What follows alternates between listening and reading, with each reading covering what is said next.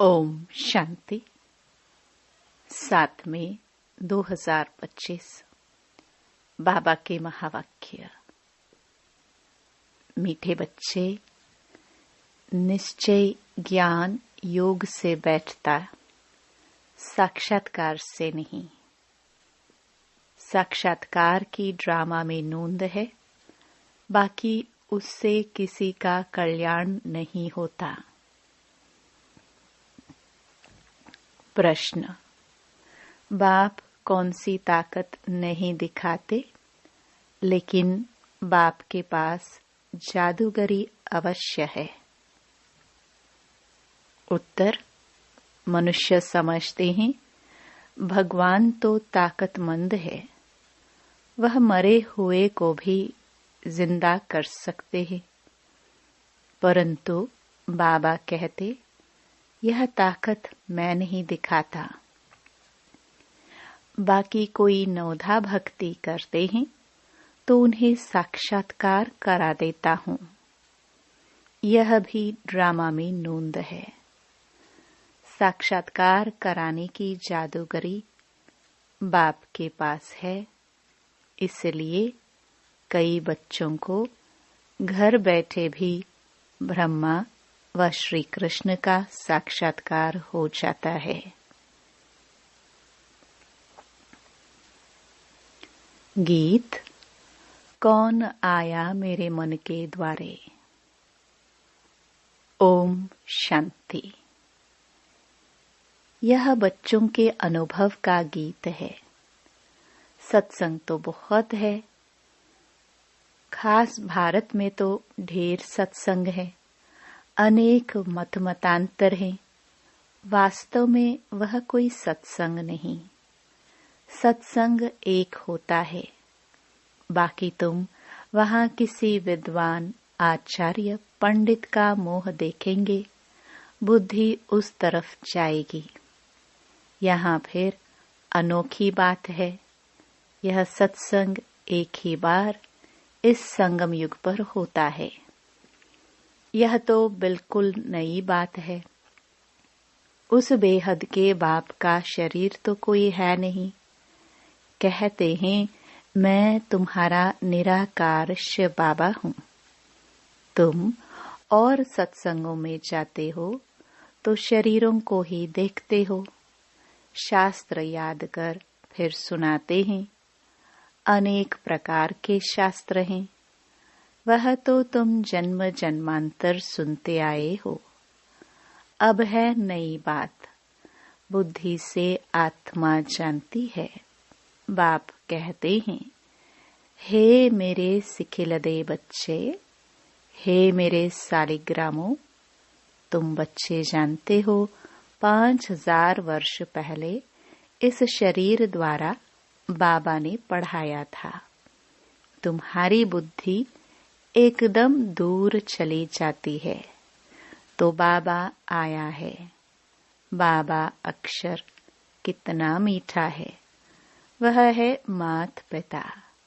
कोई भी सुनेंगे तो कहेंगे, पता नहीं इन्हों के मात पिता कौन हैं।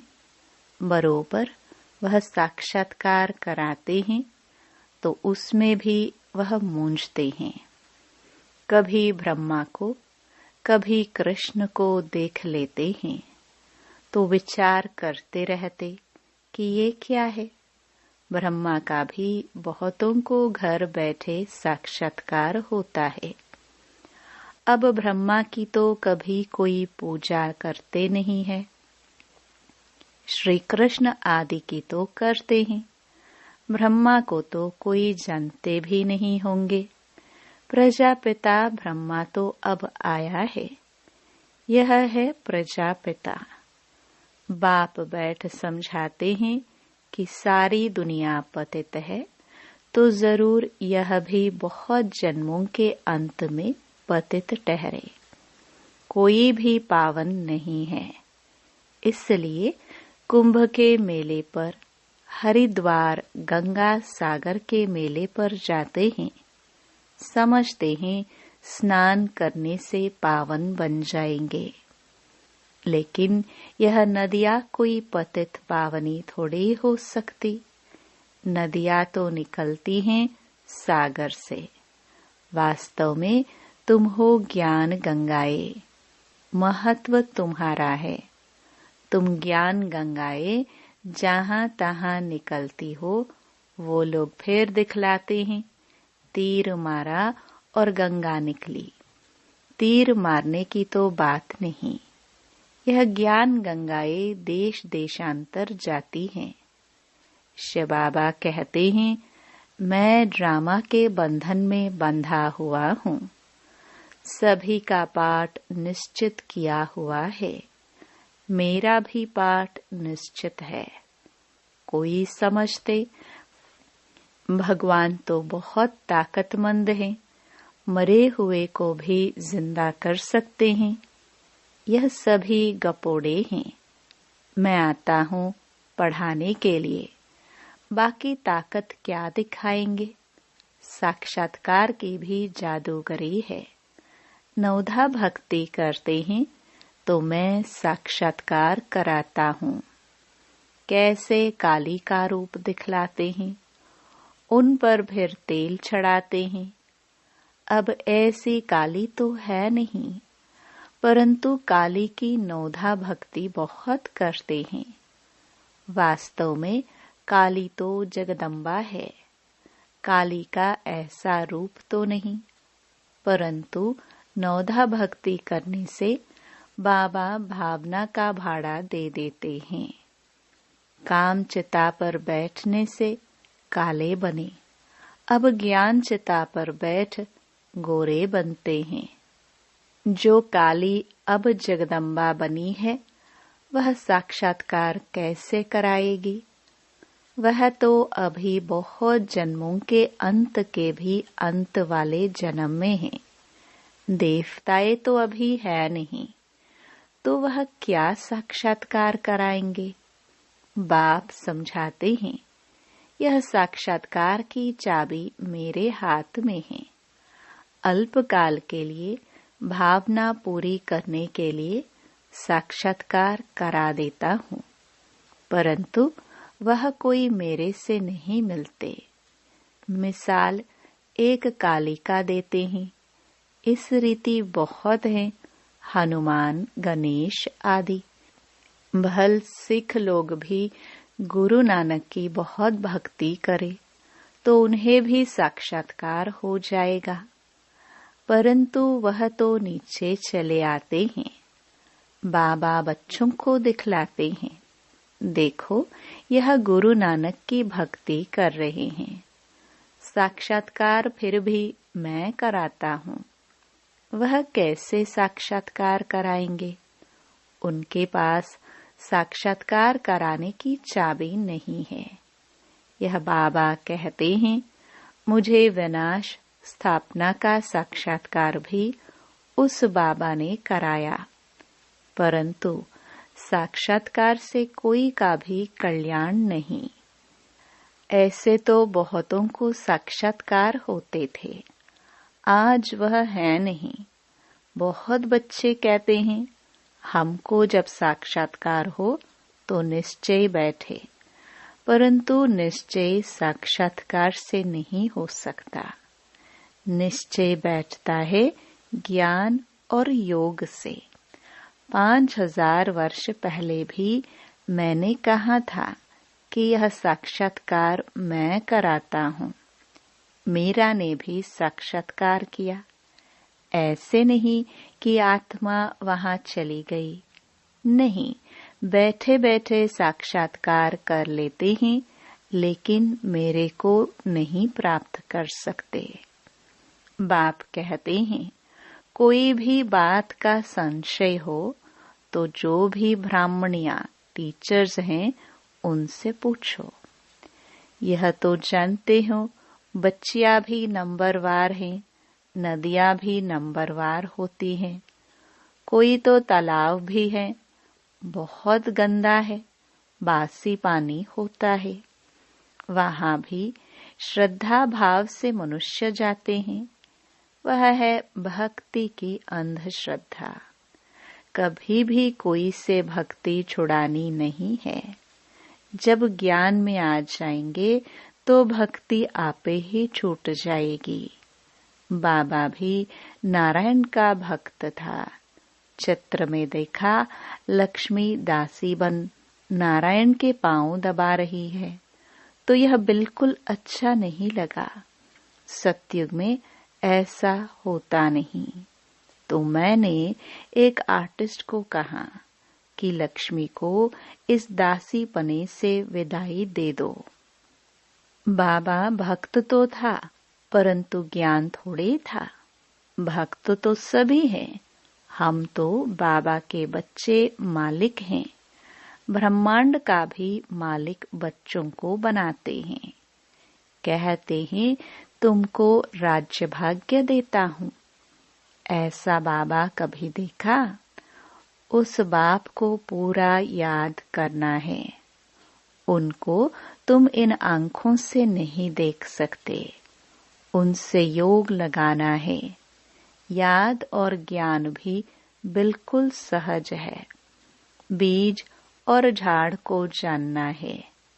तुम उस निराकारी झाड़ से साकारी झाड़ में आए हो। बाबा ने साक्षात्कार का राज भी समझाया, झाड़ का राज भी समझाया। कर्म, अकर्म, विकर्म की गति भी बाबा ने समझाया है। बाप, टीचर, गुरु तीनों से ही शिक्षा मिलती है। अभी बाबा कहते हैं मैं तुमको ऐसी शिक्षा देता हूँ, ऐसा कर्म सिखलाता हूँ जो तुम 21 जन्म सदा सुखी बन जाते हो। टीचर शिक्षा देते हैं ना, गुरु लोग भी पवित्रता की शिक्षा देते हैं अथवा कथाएं सुनाते हैं, परंतु धारणा बिल्कुल नहीं होती।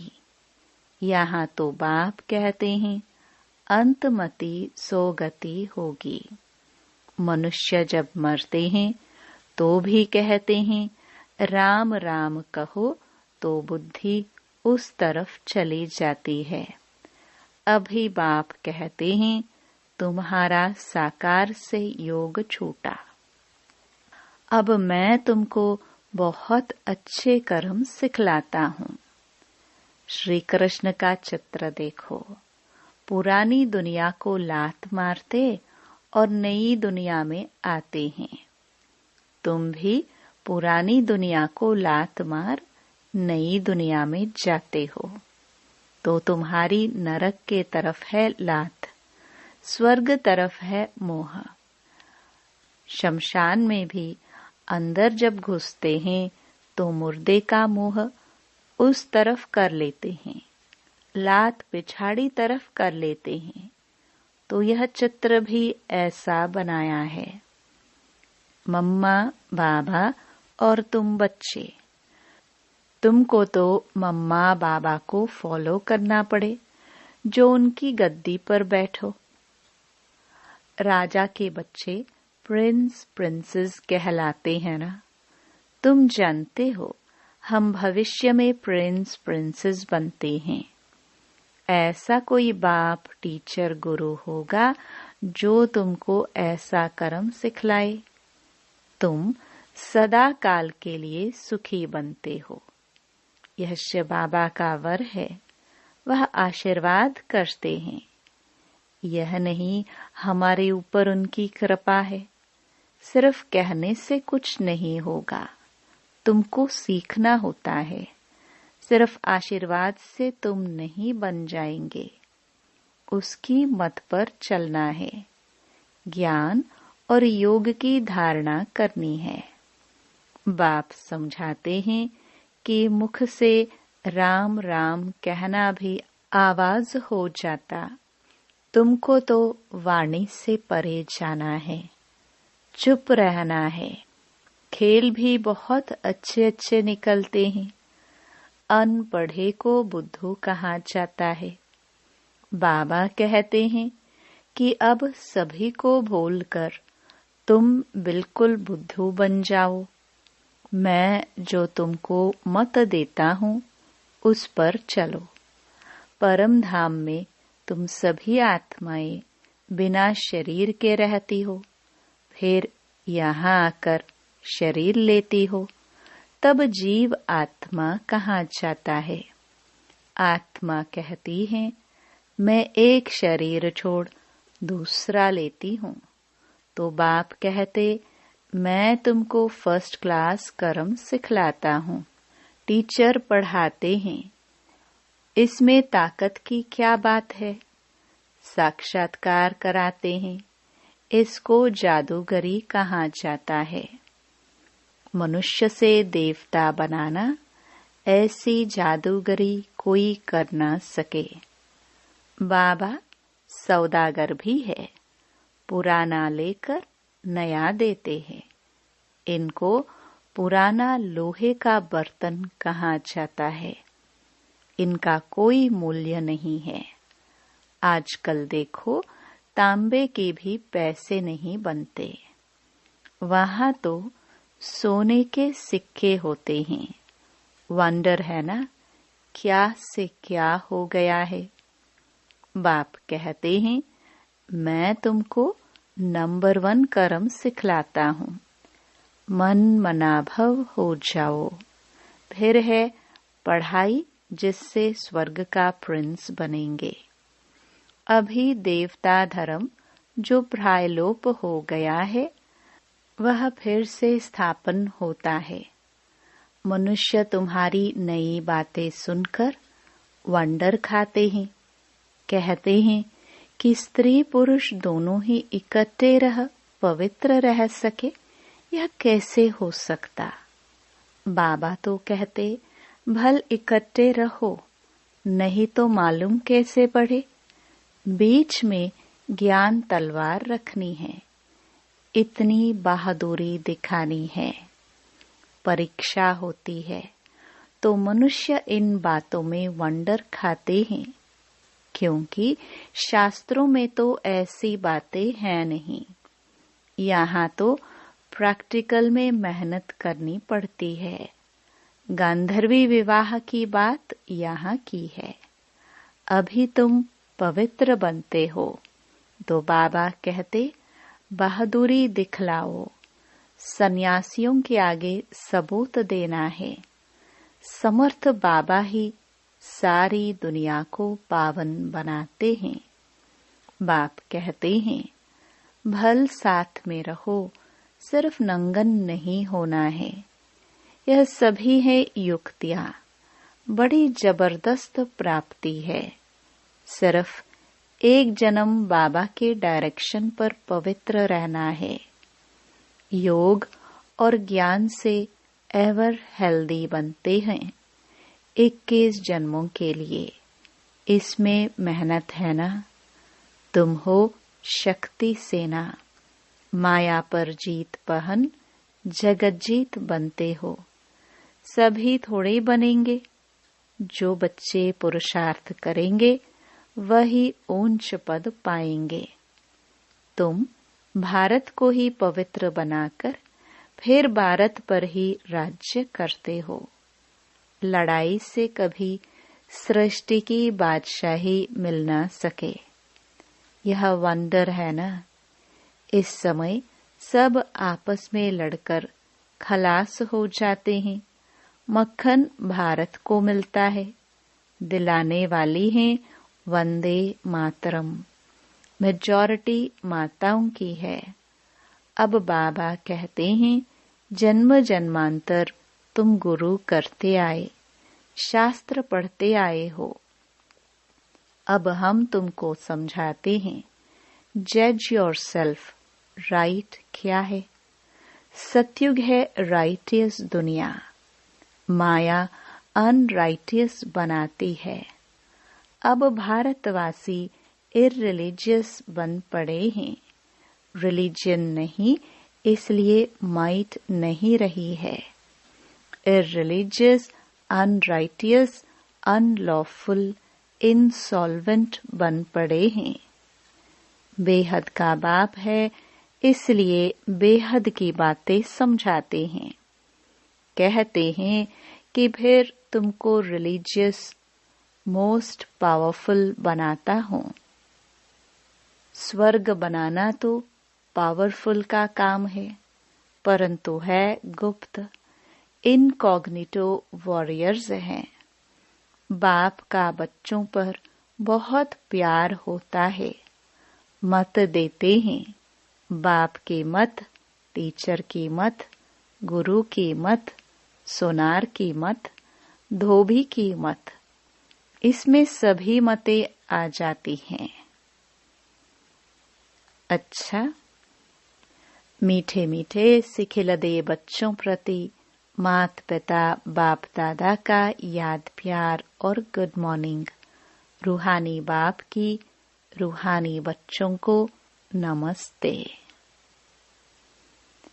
धारणा के लिए मुख्य सार।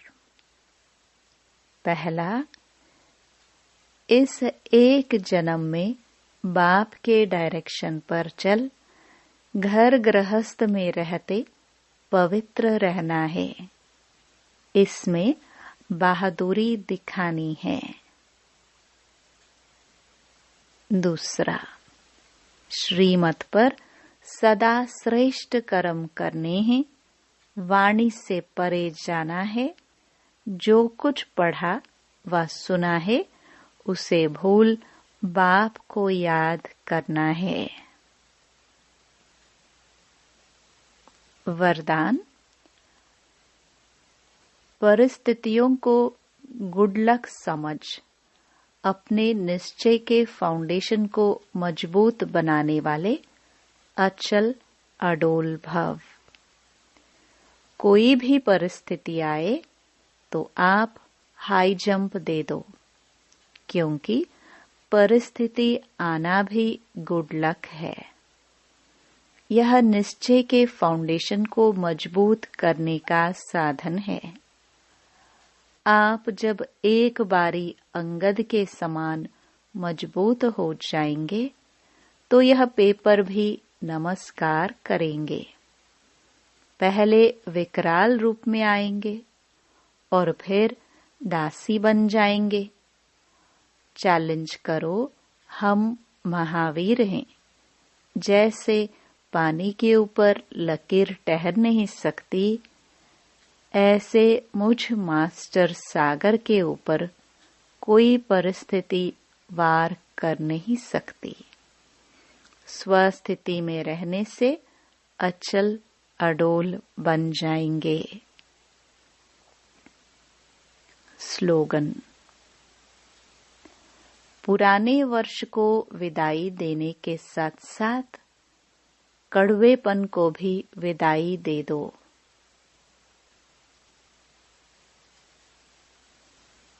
अव्यक्त इशारे, रूहानी रॉयल्टी और प्योरिटी की पर्सनालिटी धारण करो। यदि वरदाता और वरदानी दोनों का संबंध समीप और स्नेह के आधार से निरंतर हो और सदा कंबाइंड रूप में रहो, तो पवित्रता की छत्र छाया स्वतः रहेगी। जहाँ सर्वशक्तिमान बाप है, वहाँ अपवित्रता स्वप्न में भी नहीं आ सकती है। जब अकेले होते हो तो पवित्रता का सुहाग चला जाता है। ओम शांति।